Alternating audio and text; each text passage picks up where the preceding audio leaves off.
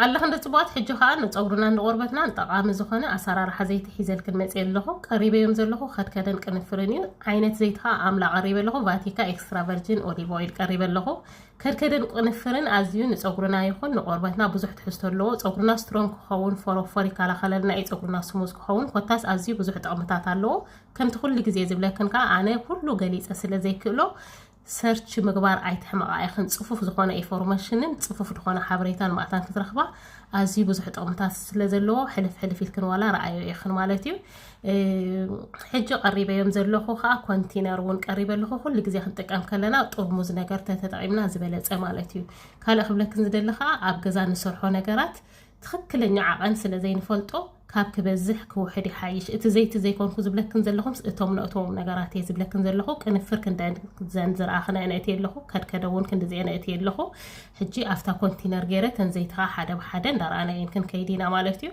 መጀመርያ ዝተጠቐምክዎ ኤክስትራ ቨርጂን ኦሊቭ ኦይል እዩ ድሕሪኡ ከዓ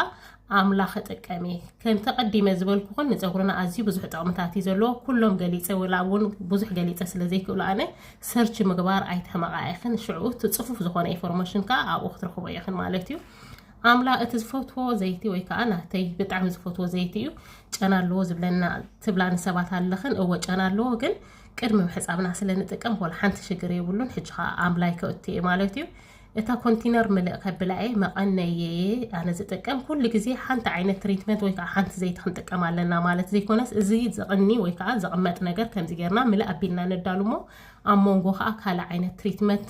እንዳኣተና ወይ ከዓ እንዳተጠቐምና እዚ ግን ሬዲ ፀንሓልና ብፍላይ ከዓ ንቢዚ ዝኾንክን ኣዴታት ይኹን ንዓኽን ይኹን ንፀጉር ንዓኽን ይኹን ንደቅኽን እንድሕር ከምዚ ጌርክን ሬዲ ጌርክን ኣቐሚጥክን ወላ ሓንቲ ይከውንን እዩ ንነዊሕ ግዜ ክፀንሕ ይኽእል እዩ كي تحكخن ويكا جزي خيط فاخن كتقامات خلايخن مالتي امونغو كن كالا عينت تريتمنت ندحر تطعيمنا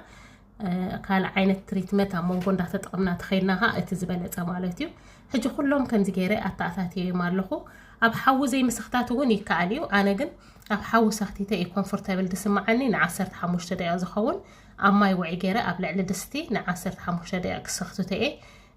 نحجي كون زدقم ወይ ከዓ ንሕጂ ኮን ዘዳልዎ ዘለኹ ንቀዳም ሰንበትን የዘዳልዎ ዘለኹ ኣነ ኸማን ንዓኸን ሕጂ ሸር ዝገብረክን ዘለኹ እንተ ኺልክን ዋላ ጽባሕ ማዕታን ከምኡ ጌርክን ንኸተዳልዋ ንቀዳም ሰንበትክን ማዕታን ማለት እዩ ን15 ደቂቃ ዝኸውን ከምዚ ገይረ ስኽትታ ቢለዮ ድሕሪ 15 ደቂቃ ዝኸውን ከዓ ኣውሪደ ክዝሕል እዩ ኣይቲ ዝፎፎ ይኽን እቲ ውሽጡ ዘሎ ክጥቀማ ከለኽን እታ ትጥቀማኣ ወይ ከዓ ታንሽዓት ኾነክን ጥራሕ ብመንፊት ጌርክን ዘቆየክን ትጥቀማ እቲ ዝተረፈ ኣብኡ ክቕመጥ ይኽእል እዩ ጥራሕ ኣብ ማእኸላይ ዝኾነ ቴምፕሬቸር ቦታ ከተቐምጦ ኣለክን